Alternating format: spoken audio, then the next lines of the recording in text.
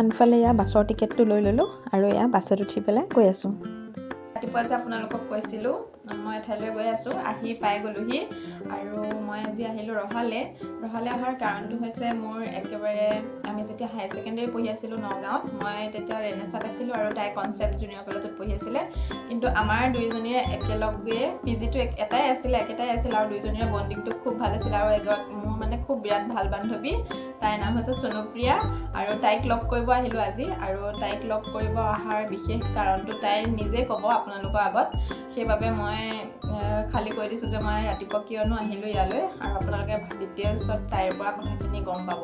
আৰু আমি ইমানে ভাবি থাকোঁ যে লগ কৰিম, কিন্তু লগ কৰা নহয়। আৰু আজি ফাইনেলি লগ পোৱা হ'ল। আৰু লাষ্ট আমি লগ পাইছিলোঁ চাগে 3-4 বছৰ আগত, তাৰপিছত আৰু আজি আহি পালোহি। আৰু বাকী কথাখিনি তাই ক'ব। ঠিক আছে, আপোনালোকে ভিডিঅ'টো কণ্টিনিউ চাই থাকিব। এতিয়া মই আজি যে আহিলোঁ কাৰণটো তাই ক'ব। মানে এক্সেছ বাৰ্ছৰ বিষয়ে চাগে আপোনালোকে নিশ্চয় শুনি আছে, চবেই গম পায়, যিহেতু ইউটিউবত দিয়ে থাকে প্ৰত্যেকে, আপোনালোকে গম পায়। আৰু তাই ভালকৈ ক'ব যে এক্সেছ বাৰ্ছ ল'লে কিনো হয়, কি এক্সেছ বাৰ্ছৰ বিষয়ে আপোনালোকক ডিটেইলছত ক'ব। প্ৰথমটো নমস্কাৰ। উষাৰ ইউটিউবত যোনে চাই আছে সকলোকে আমাৰ ফালৰ পৰা ৰাসৰ আন্তৰিক শুভেচ্ছা জ্ঞাপন কৰিছোঁ, যিহেতু এতিয়া ৰাসৰ বতৰ। আমি তাই কোৱাৰ দৰে আমি বহুত বছৰৰ মূৰত লগ পাইছোঁ দুইজনীয়ে। চিনাকি বহুত বছৰ পুৰণা যদিও, একেলগে বহুত বছৰ আছিলোঁ যদিও, বহুত বছৰৰ মূৰত এটা কি ক'ব, মানে এটা মিৰেকল হোৱা নিচিনা হ'ল আজি, নহ'লেতো আমি লগ পোৱা নাছিলোঁ বহুত বছৰ। তো আজি তাই এক্সেছ বাৰ্ছ ল'বলৈ আহিলে মোৰ ওচৰত।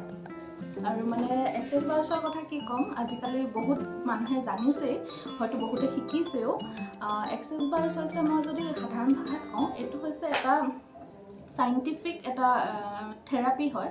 আমাৰ ব্ৰেইনৰ যি 32টা পইণ্টছ আছে, সেই পইণ্টছকেইটা যিকোনো কাৰণবশতঃ মানুহৰ, যিহেতু ষ্ট্ৰেছ আজিকালি বহুত বেছি, এইটো সাধাৰণ কথা হৈ গৈছে আজিৰ দিনত, গতিকে সেই ষ্ট্ৰেছবিলাক যিহেতু বাঢ়ি যায়, আমাৰ ব্ৰেইনৰ 32টা পইণ্ট ব্লক হৈ যায়।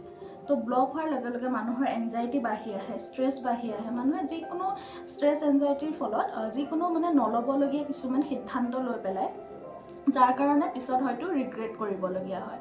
সেইকাৰণে আমাৰ মানে এক্সেছ বাৰ্ছৰ থেৰাপিৰ দ্বাৰা মানুহৰ সেই 32টা পইণ্টছক আমাৰ কিছুমান ষ্টেটমেণ্টছ থাকে, সেইবিলাক ষ্টেটমেণ্টছ মাতি পেলাই আমি সেই ব্লকেজবোৰ খুলি দিওঁ। আৰু মানে মানুহৰ লাইফটো অলপ হ'লেও আমি পজিটিভ ৱেত আনিবলৈ ট্ৰাই কৰোঁ।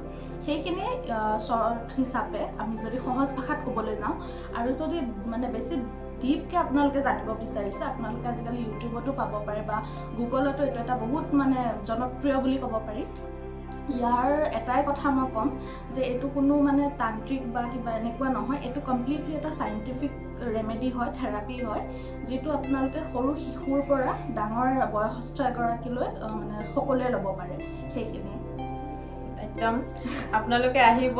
আৰু তাইৰ এড্ৰেছটো হৈছে নগাঁৱৰ ৰহা চাৰিআলিৰ পৰা কিমান দূৰ, 1-1.5 কিলোমিটাৰমান হয় সিহঁতৰ ঘৰলৈ। গাঁওখনৰ নাম কি, ৰহা চাৰিআলিৰ পৰা 1-1.5 কিলোমিটাৰমান হয়। আৰু সিহঁতৰ গাঁওখনৰ নাম হৈছে ৰহা গাঁও। একদম আহিব। আৰু মই আজি ফাৰ্ষ্ট ছেশ্যন লৈছোঁ। ফাৰ্ষ্ট ছেশ্যনটো লওঁতে আপোনালোকে নিজেই ফিল কৰিব কেনেকুৱা হয়, মানে ময়ো ফিল কৰিছোঁ। আৰু মানে বুজাব নোৱাৰোঁ আপোনালোকক, বেলেগ এটা ধৰণৰ মানে বেলেগ ৰিলেক্স এটা ফিল হৈছে।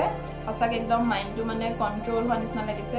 আৰু খুব টোপনি আহে, একদম যে মই বহুত ভাগৰত আছোঁ, বহুত দিন মানে এনেকুৱা ভাগৰৰ পৰা যে মই শুৱাই নাই নেকি এনেকুৱা লাগে। যে যেতিয়া ছেশ্যনটো লৈ থকা হয় তেতিয়া একদম ৰিলেক্স, একদম মনৰ পৰা কিবা এটা যেন শান্তি ফিল কৰিছোঁ তেনেকুৱা লাগে। একদম আপোনালোকে আহিব পাৰে।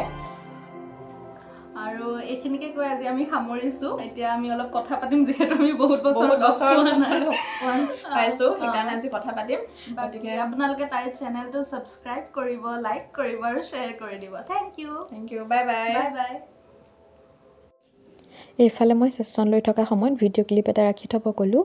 আৰু স্পেচিয়েলি থেংকছ টু ইউ চনুপ্ৰিয়া। আৰু সঁচাকৈ গাৰ পৰা যেন মোৰ কিবা এটা বুজা ওলাই গৈছে তেনেকুৱা নিচিনা অনুভৱ হৈছে। আৰু আপোনালোকো নিশ্চয় আহক। ভিডিঅ'টো যদি চাই ভাল লাগে please like, comment, share, subscribe কৰি দিব। বাই।